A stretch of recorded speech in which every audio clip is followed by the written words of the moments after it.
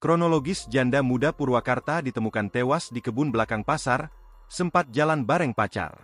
Sinta Dewi, janda muda berusia 22 tahun ditemukan tewas di kebun belakang Pasar Anyar, Desa Kecamatan Sukatani, Kabupaten Purwakarta, Jawa Barat, Minggu, 9 Februari 2025, pagi.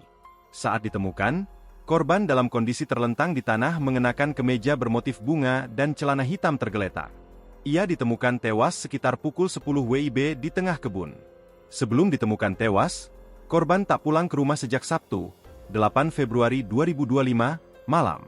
Ading, paman korban, mengungkap kronologis keponakannya ditemukan meninggal dunia. Pada Sabtu malam, korban Sinta Dewi dijemput pacar barunya berinisial H menggunakan sepeda motor. Korban pergi bersama pria tersebut ditemani adiknya pun pergi dari rumah. Namun, adiknya kemudian diturunkan dan diminta menunggu di depan sebuah tukang cukur dekat Pasar Anyar Sukatani. Menurut Ading, ibu korban yang meminta adik korban ikut karena curiga. Setelah adik korban diturunkan di depan gang tukang cukur, keduanya masuk ke gang dan korban tidak pernah kembali semalaman. Keesokan harinya, lanjut Ading, ibu korban merasa cemas dan mencari Sinta. Hingga akhirnya korban ditemukan dalam kondisi tak bernyawa di tengah kebun. Keluarga yang curiga lantas melaporkan hal tersebut kepada polisi.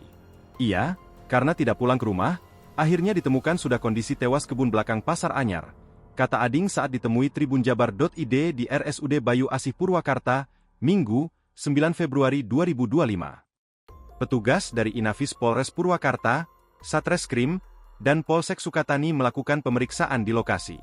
Di sekitar kebun belakang pasar, ada pohon rimbun tempat dia ditemukan, kata Ading. Setelah dilakukan identifikasi, diketahui bahwa wanita tersebut bernama Sinta Dewi, yang dipastikan meninggal dunia dengan luka lebam di bagian leher. Jenazah korban kemudian dievakuasi ke RSUD Bayu Asih Purwakarta. Menurut Ading tidak ditemukan luka lain di tubuh korban selain pembengkakan di lehernya. Download Tribun X sekarang, menghadirkan lokal menjadi Indonesia.